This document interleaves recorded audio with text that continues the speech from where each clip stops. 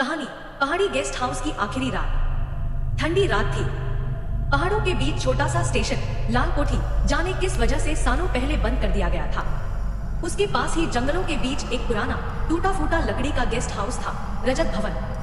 स्थानीय लोग कहते थे कि वहां रात में कोई ठहरता नहीं और जो ठहरता है वो सुबह तक नहीं बचता। एक आगमन। राहुल और उसकी गर्लफ्रेंड नेहा एक रोड ट्रिप पर थे। रास्ते में गाड़ी का टायर फट गया। नजदीक में बस वही पुराना गेस्ट हाउस था।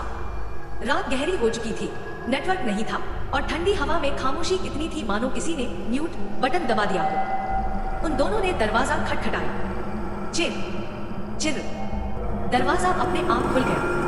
अंदर अजीब सी सीलन भरी महक थी। दीवारों पर पुराने काले सफेद फोटो लगे थे जिनमें लोग दिख रहे थे, पर किसी की भी आंखें काली स्याही से पोंछी गई थी।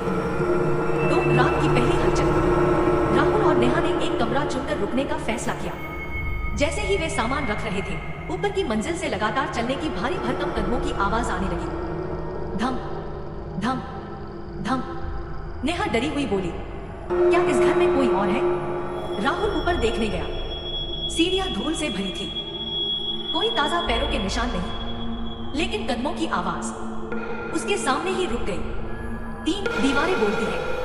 नीचे लौटकर जैसे ही राहुल नेहा के पास बैठा, कमरे की एक दीवार धीरे धीरे नम होने लगी, जैसे किसी ने अंदर से पानी छोड़ा हो। लेकिन वह पानी नहीं था, वह गाढ़ा काला तरल था जो नीचे फर्श पर गिरते ही धुआं छोड़ने लगा। नेहा कांपकर बोल उठी, हमें यहाँ से अभी निकलना चाहिए। 4 बंद कमरा। दोनों भागते हुए मुख्य दरवाजे तक पहुंचे, पर दरवाजा अंदर से बंद हो चुका था। ताला अपने आप घूम गया था।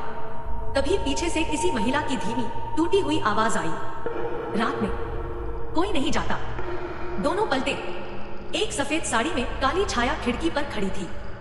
चेहरा नहीं था, सिर्फ काला खालीपन। 5 कोहरे में छिपी सच्चाई। राहुल ने खिड़की से बाहर झांका।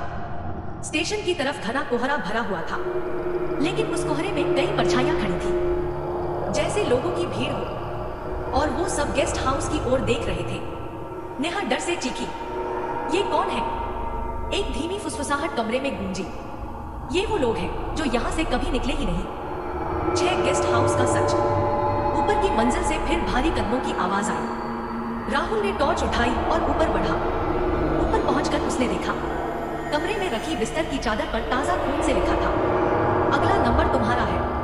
उसी समय कमरे का दरवाजा जोर से बंद हो गया। नीचे नेहा चिल्ला रही थी।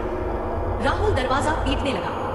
तभी उसके पीछे कोई खड़ा हुआ, बहुत करीब। ठंडी हवा उसकी गर्दन को छू रही थी। धीमी आवाज आई, मैंने कहा था रात में कोई नहीं जाता। 7 आखिरी दृश्य। सुबह जब लोकल पुलिस वहां पहुंची, गाड़ी बाहर खड़ी थी, दरवाजा खुला था, सामान भी पड़ा था। केवल एक चीज नहीं मिली, राहुल और नेहा। बस गेस्ट हाउस की दीवार पर ताजा लिखा एक संदेश मिला, हम रजत भवन के नए मेहमान हैं।